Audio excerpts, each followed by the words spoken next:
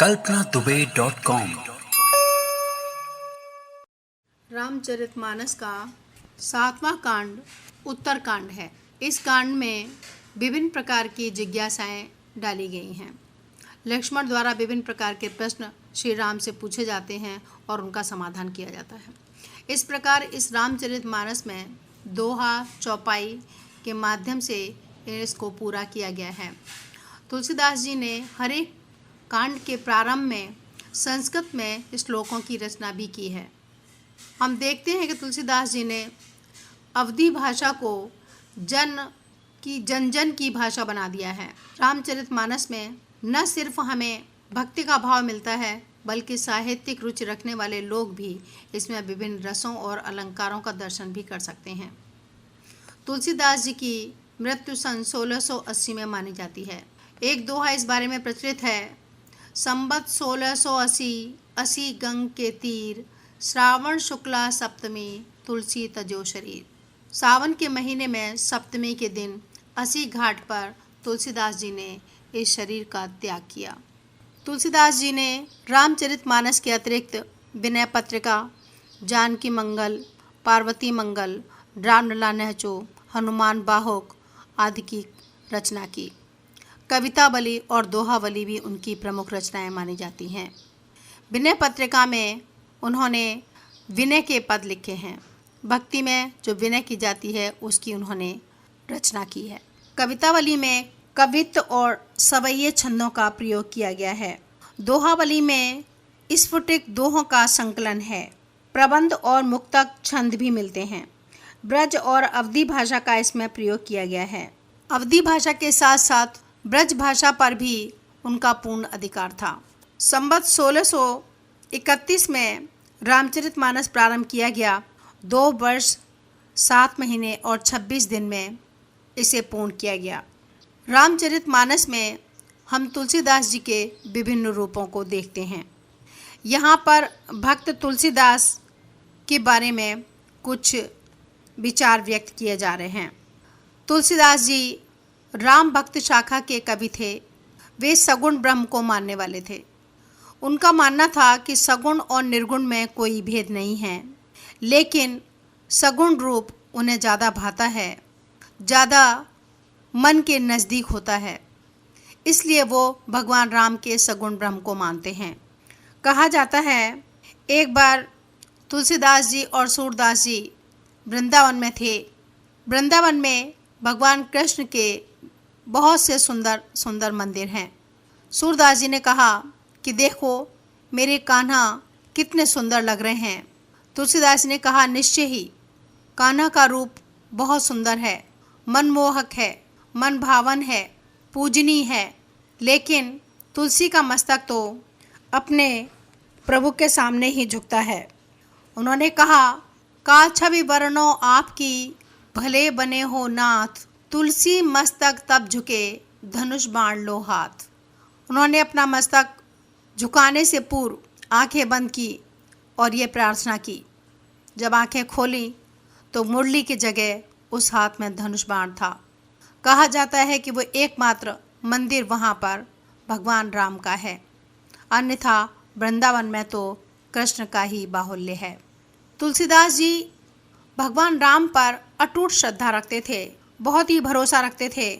उन्होंने कहा है एक भरोसो एक बल एक आत्मविश्वास, एक राम घनश्याम हित चातक तुलसीदास। उन्हें एक ही प्रभु पर विश्वास है, एक का ही भरोसा करते हैं और उस एक के लिए ही वो जीवित हैं, चातक बने हुए। एक राम घनश्याम हित चातक तुलसीदास। राम रूपी जो घनश्याम है उनके लिए वो चातक हैं। इतना अटूट विश्वास है उन्हें राम पर, यहाँ तक कि वो राम के साथ अपने विभिन्न संबंधों को मानते हैं। उनका मानना है कि मुझे तो आपके साथ संबंध रखना है, आपको जो भावे, जो अच्छा लगे, जो उचित लगे उसे ही मान लीजिए। बहुत सुंदर रचना की है उन्होंने। ध्यान दीजिए शब्दों पर।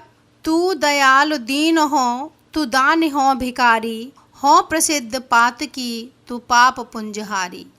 नाथ तू अनाथ कौन, नाथ कौन मोसो, मोस मान आरती हरि, आरती घरि तोसो।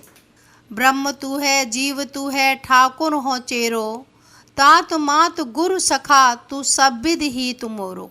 तो ही मोहि नाते अनेक, मानियो जो भावे, ज्यों त्यों तुलसी कृपाल, चरण शरण पावे।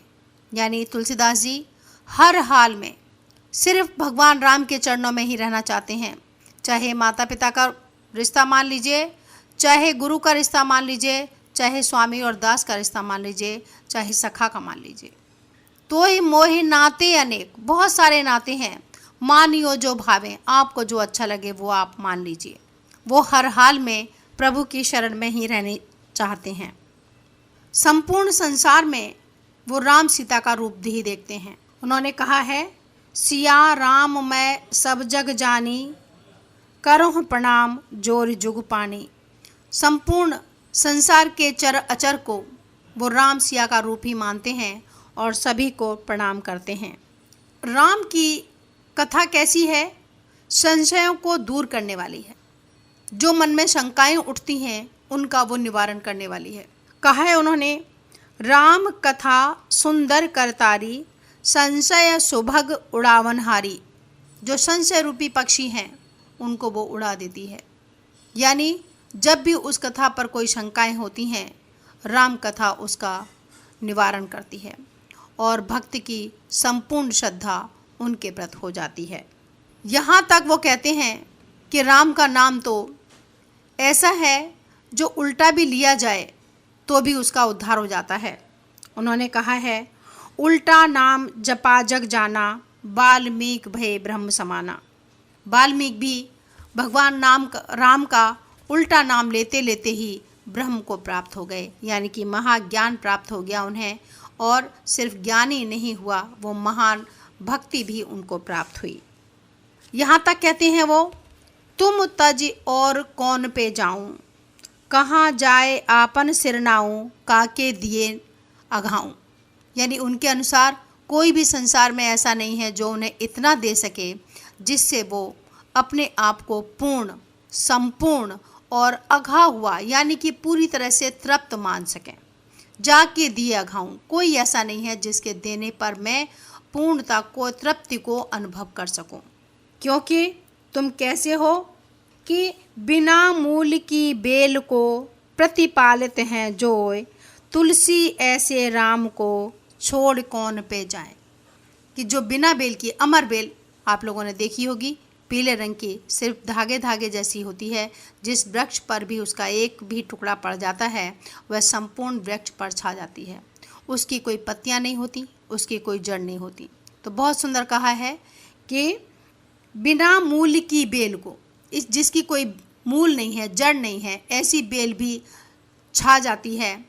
और ये सब किससे होता है? प्रभु की कृपा से होता है।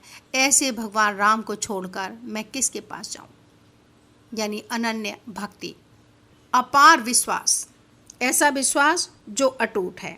और कहते हैं कि तुम तो ऐसे हो प्रभु कि मेरे अवगुणों को ध्यान में मत रखो।